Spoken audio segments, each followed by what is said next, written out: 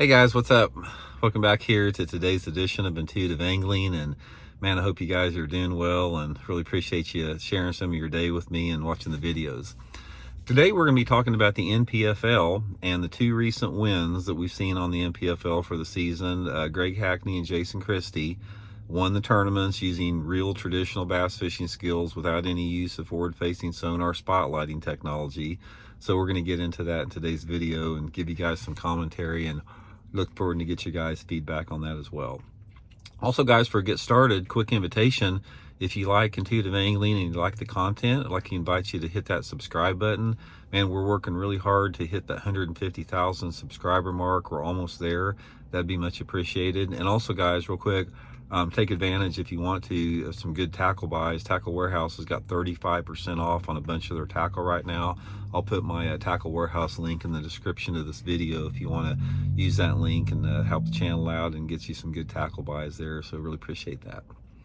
Okay, if you didn't hear about it, guys, the first two NPFL tournaments of the year were won Greg Hackney, Jason Christie, traditional bass fishing skills. And if you haven't followed fishing, NPFL was the first organization to ban the use of forward-facing sonar in tournaments. They were the first adults in the room that actually did the right thing. And it's been awesome, as far as, the reception, the attitude, and the energy. It's like all my friends that fish NPFL, they say the vibe and the energy and everything is so much better since there's no forward-facing sonar to corrupt the sport. Everybody loves it. They love not having to jack with that forward-facing sonar crap.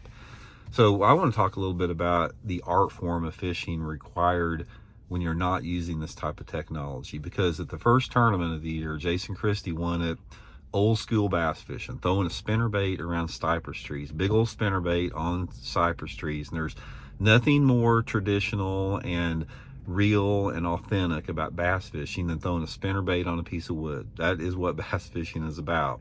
And then Greg Hackney, last week, he wins the Lake Norman event, throwing a plastic worm around boat docks, both without the use of any forward-facing sonar.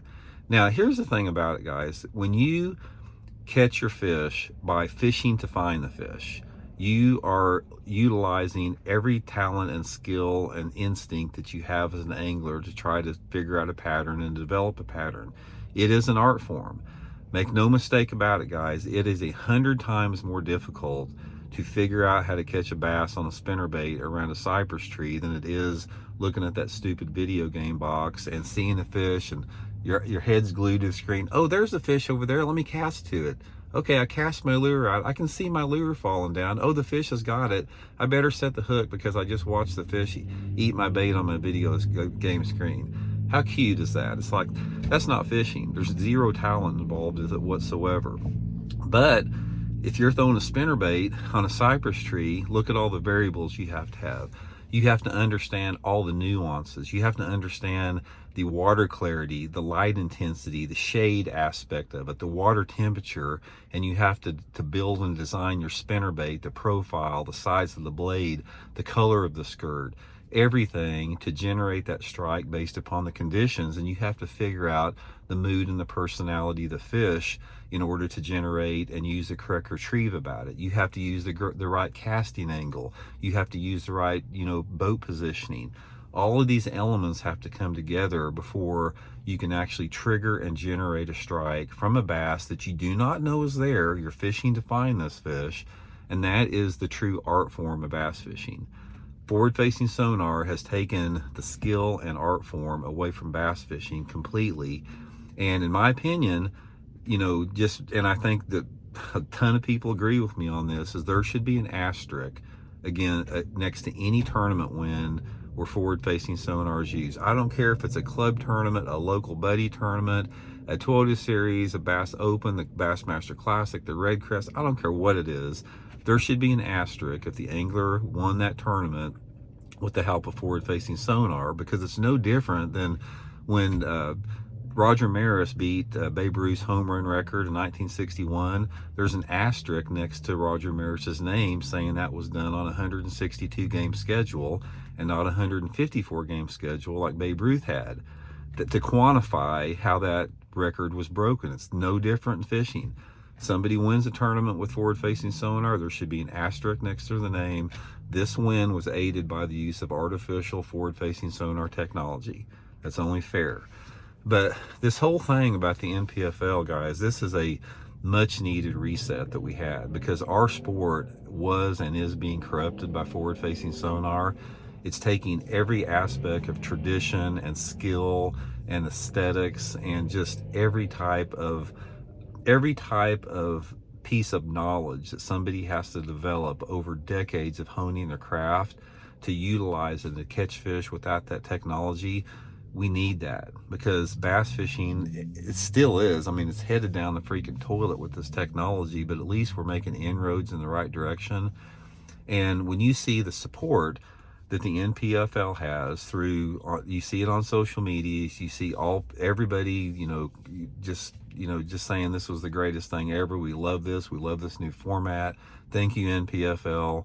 And then you see everybody dogging Bassmaster and Major League Fishing simply because they've refused to do it at this point.